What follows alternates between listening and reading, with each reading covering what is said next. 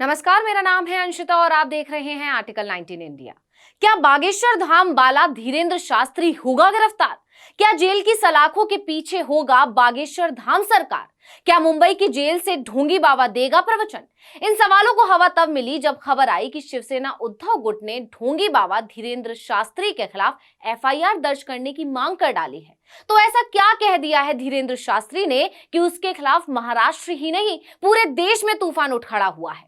आपको याद होगा, ये वही धीरेंद्र शास्त्री है जो गिरफ्तारी के डर से नागपुर में दिव्य दरबार लगाए बिना ही रातों रात भाग खड़ा हुआ था। लेकिन इस बार तो उसने साईं बाबा की तुलना गीदड़ से करके आफत मोल ले ली है। गीदड़ की खाल पहनकर कोई शेर नहीं बन सकता है। एफआईआर दर्ज करने की मांग ने जहां एक तरफ बाबा के विरोधी खेमे को खुश कर दिया है, तो वहीं दूसरी तरफ बाबा के चाहने वालों को परेशान कर दिया है। तो क्या अब चैनलों के तमाम एंकरों के प्यारे, रिपोर्टरों के न्यारे और टीवी की टीआरपी के तारे श्री श्री ढोंगी श्री धीरेंद्र शास्त्री को जेल जाना पड़ेगा? बागेश्वर धाम के धीरेंद्र शास्त्री के ऊपर संकट के ये बादल मंडराए उनकी उस टिप्पणी को लेकर जो उन्होंने साईं बाबा को लेकर दी थी। धीरेंद्र शास्त्री ने कहा था कि गीदड़ की खाल पहनकर कोई शेर नहीं बन सकता। दरअसल ये मामला तब का है जब धीरेंद्र शास्त्री जबलपुर में भाजपा विधायक सुशील तिवारी के यहाँ कथा करने पहुंचे थे। उस दौरान उन्होंने एक सवाल के जवाब में कहा था कि हमारे सर्वोच्च गुरु शंकराचार्य ने कभी भी साईं बाबा को देवता का स्थान नहीं दिया। शंकराचार्य हिंदू धर्म के प्रधानमंत्री हैं, इसलिए हर सनातनी को उनकी बात मानना बहुत जरूरी है। गीदड़ की खाल पहनकर कोई शेर नहीं बन सकता। गीदड़ की खाल पहनकर कोई शेर नहीं बन सकता है।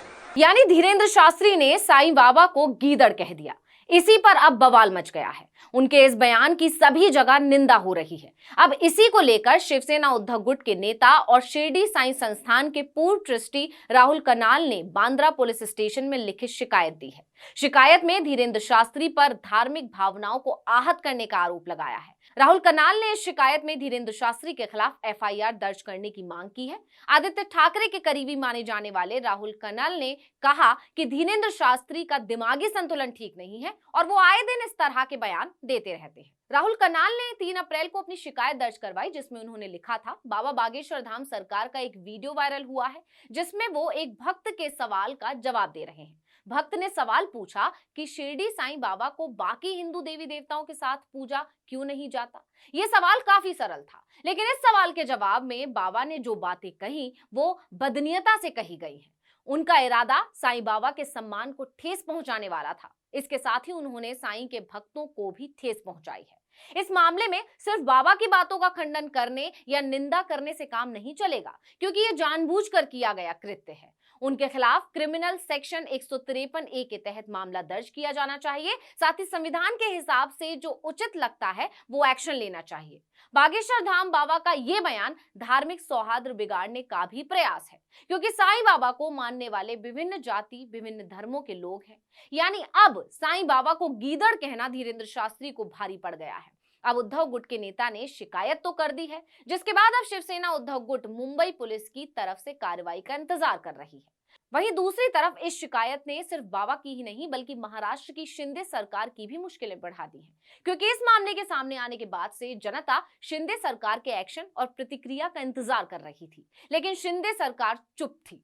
ऐसे में शिवसेना उद्धव गुट ने धीरेंद्र शास्त्री के खिलाफ शिकायत करके शिंदे गुट और सरकार दोनों की मुश्किलें बढ़ा दी हैं। इस वीडियो में इतना ही। आपसे अनुरोध है कि YouTube पर हमारे पेज आर्टिकल 19 इंडिया को सब्सक्राइब कीजिए, Facebook पर लाइक कीजिए और कमेंट करके बताइए आपको हमारा ये वीडियो कैसा लगा और आने वाले दिनों में आप और किन मुद्दों पर वीडियो देखना चाहते हैं ये भी हमें बताइए। ट्विटर हैंडल है article19_India, आप इसे भी फॉलो कर लीजिए। नमस्कार।